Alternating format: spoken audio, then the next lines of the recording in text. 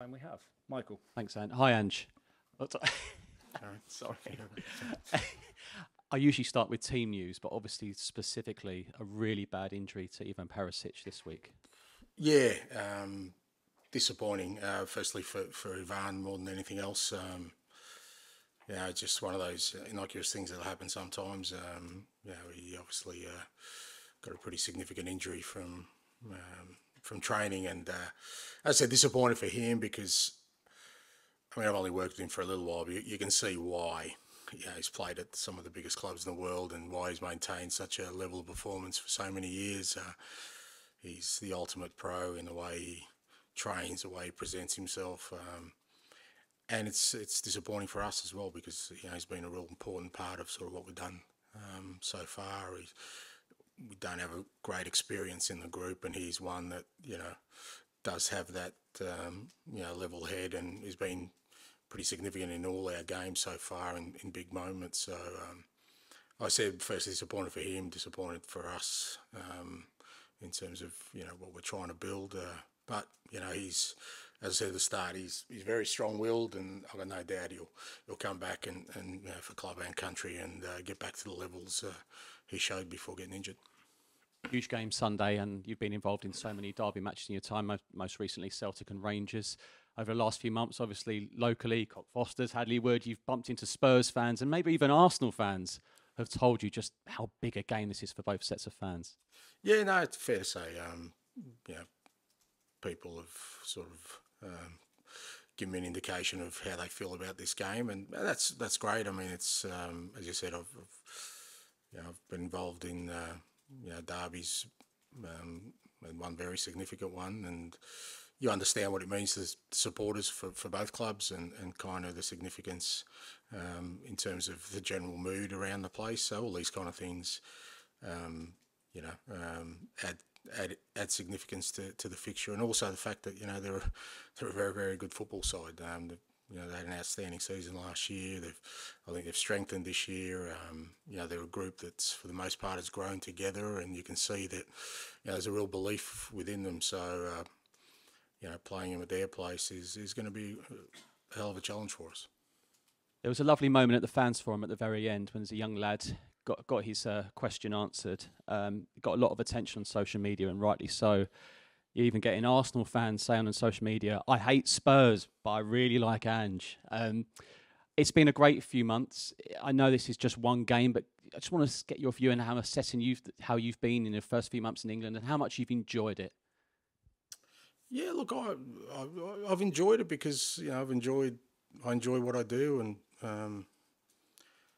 it's just I'm just trying to be who I have been my whole life, and with the forum, it was just a young man who was dying to ask a question, mate. That's what we were there, and I didn't think one extra question was going to be anything too significant to anyone else but to that young man. So felt right to do it, and did it, and that's fine. I mean, I don't think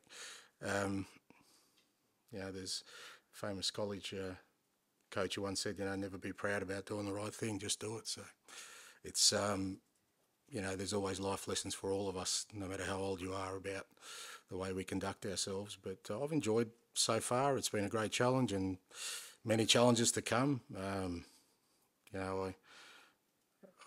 said, I've got a group of coaches that I talk to on a regular basis from other codes, and a couple of them going through a difficult period, and we all decided that, as a coach, you're either going through a difficult period or it's coming up. So that's your constant way of being, but I enjoy it, mate. Thank you. Hi, Ange. Good afternoon. Hey. For some Spurs players, it will be the first time experiencing the North London derby, especially away. What do you think would be the key for them to maintain their focus and perform in what's going to be a very challenging atmosphere? Yeah, I think you're right. We're going to have quite a few that probably haven't played in this fixture, and like I said, away from home. And it's not just that it's a derby and it's away from home. It's the challenge of overcoming a really strong opponent as well. Irrespective of that, Arsenal are a very, very good football side, and but again, I think with these things, as much as you want to talk about them, it's the experience that makes you grow. And I've always felt that in these kind of fixtures that, you allow the players to go out there and hopefully try and get them to, express themselves in the best possible way and not put too many sort of, restrictions around or try and guide them too much as to what to expect and how to react to it.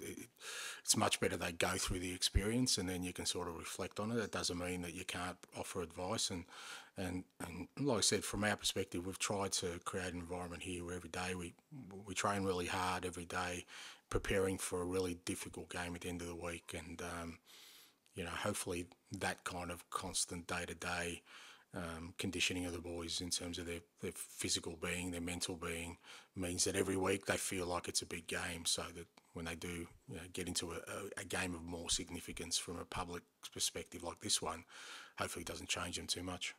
After Arsenal managed to complete a double against Spurs last year, how important do you think this one specifically is for the Spurs fan to get a positive result at the Emirates? Yeah, look, again, with I guess the supporters, it's any time, I think irrespective of your past record, they always see the next derby as the one that they want to win, and that doesn't change. And from our perspective, like I said, it's a great challenge for us as a football sort of team that's beginning on a journey and trying to have an identity in terms of the way we play. And there's no greater test than playing one of the top teams in the competition away from home, who also happens to be your biggest sort of rival. So it's a great test for us, great challenge for us, and that's what we've got to go out there and try and see how we cope with all of that.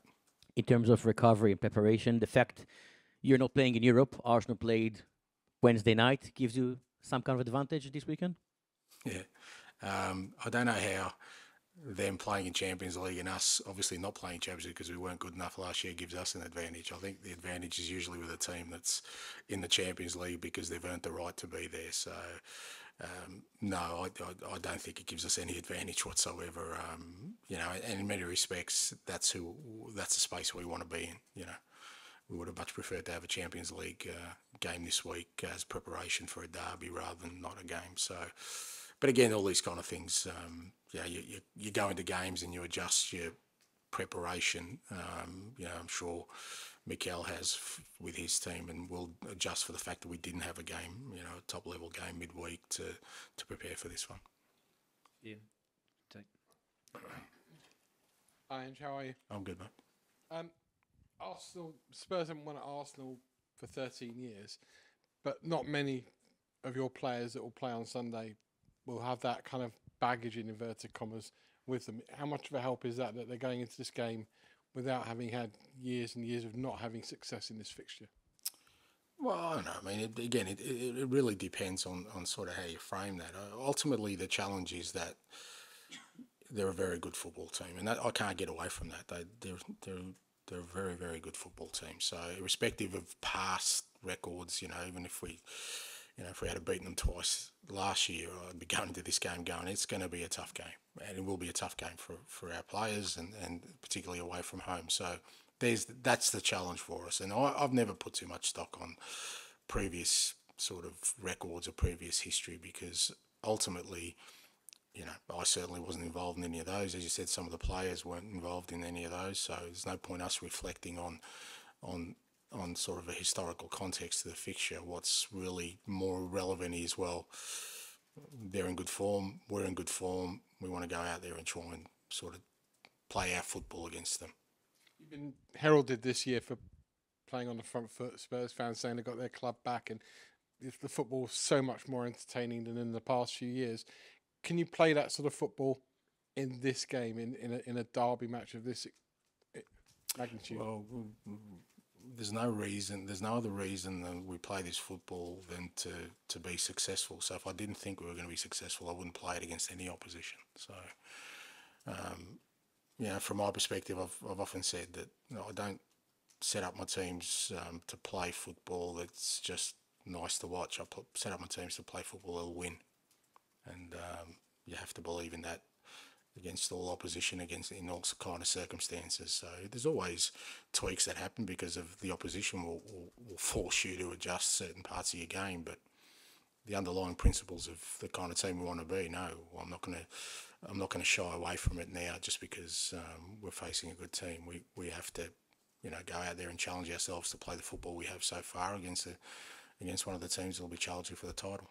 And finally, one of the talking points around the opposition on Sunday is the goalkeeper. They started off with one goalkeeper, they brought in another goalkeeper. How difficult, as a coach, can you explain how difficult that is to have two goalkeepers who both see themselves as number ones? You very firmly had Joe Hart as number one at Celtic. The goalkeeper you bought this summer is very firmly your number one at the moment. How difficult is it, or do you see it as not being a problem at all? I think the most difficult is when you don't have a number one. That's when you're really struggling. I reckon having two good number ones, I don't think any managers would say no to that. So, no, I think they're in a good position. Charlie. Ange.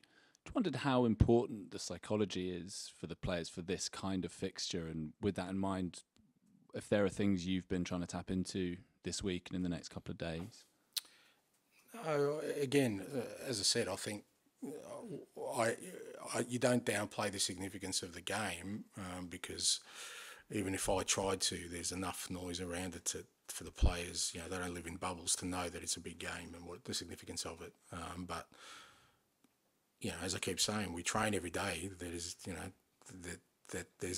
going to be a preparation for us to play our best game of the year this weekend. And once we do that, then there'll be a preparation to play our best game of the year the following weekend. That has to be the mentality, and I've tried to instill that into every group I've had, is that you train every day to be the best you can be. That means you're preparing yourself for your best game of the season this coming weekend. But it's not like you treat it, when people say you treat it like every other game, well, yes, you do, because every other game we want to win, and we have to be at our best, particularly in the Premier League, to do that. So the noise around it and significance around it is something that we have to embrace and absorb. But I'm not going to be happy if we're more up for this game and less up for another game, because I know that's not going to get us to where we want to go. Mm. You mentioned before about you speaking to coaches from other codes and that sort of thing. Could you just expand on that and the sort of things that you talk to with them? Yeah, just like I said, I think I've said before, I'm the kind of guy who's pretty curious, and we've got a little group that we kind of get together once a month, and nothing significant, just sort of a safe space for us to whine and moan about our existence, and everyone feels good at the end of it, mate. It's a bit of therapy, but it's all good. And just lastly, on team news, Lo Celso, is he available? Is there any other difference? No, in terms of apart from Ivan, everyone else from sort of last week's in good space. But in terms of the longer term ones, we've still got they're still probably 2 or 3 weeks away. Brian Gill, Lo Celso, Bentancur, those kind of guys. Hopefully, over the next few weeks, they'll sort of slowly get involved with training. Hi, Ange. There's so much change going on at the club right now. It's not obviously just you and on the pitch. You've got Scott Munn officially signed this week, Director of Football coming in, Leonardo Gabbanini leaving the club. What's that like to be inside a club that's changing so much all at once? Normal for me. Wherever I've gone, it's kind of and I think that's the club understanding. As I've constantly said that if you want to change, you need to change, and all these things happen. Sometimes not sequential or not at the same time, but over the course of time you find that we're heading off in a new direction, and some of the people make their own decisions about whether they're involved with that. Other times we look for new people, or the club looks for new people to bring in, and I think that's the kind of position we are as a club. And as I've said, it wasn't going to take one window for us to sort of build the squad we want, and it wasn't going to take just a couple of months for us to have the structure we want. It's something that I think will evolve over the next probably 12 months, couple of years. I think you'll find there'll be some constant evolution of people and the way we play and the way we train and the environment itself. I think that's and all these kind of things I think are just a natural consequence of the club deciding to change direction at the end of last year. Talking about the future, I went to watch the under-21s this week and saw Alejo Veliz getting his first minutes for the club. Obviously, very much looks like a player that's going to fit your system. What have you made of him in training so far? And do you still feel your original thought that you're probably not going to see him getting minutes until the second half of the season?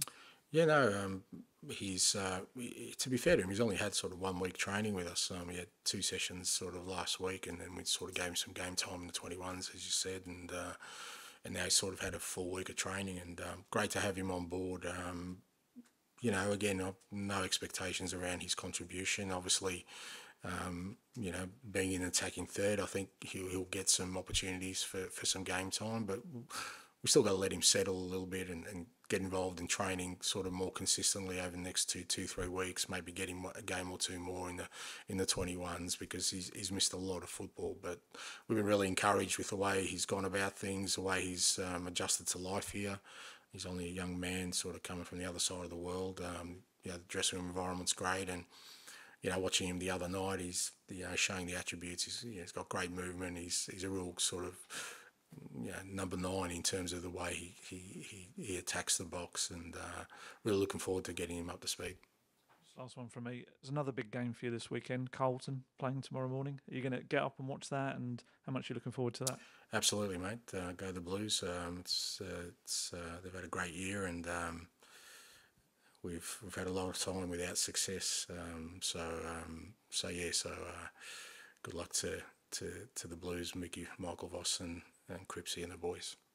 Final one in this section, James, please. Hi, Ange. No one knows what I was talking about there. It's fine. Yeah, thanks, mate. Go on. You've made such a good start in moving on from Harry Kane leaving, but he is the all-time top goal scorer in North London derbies, 14 goals in 19 games. Is this maybe a game where there's a risk of feeling that void a bit more than in the past?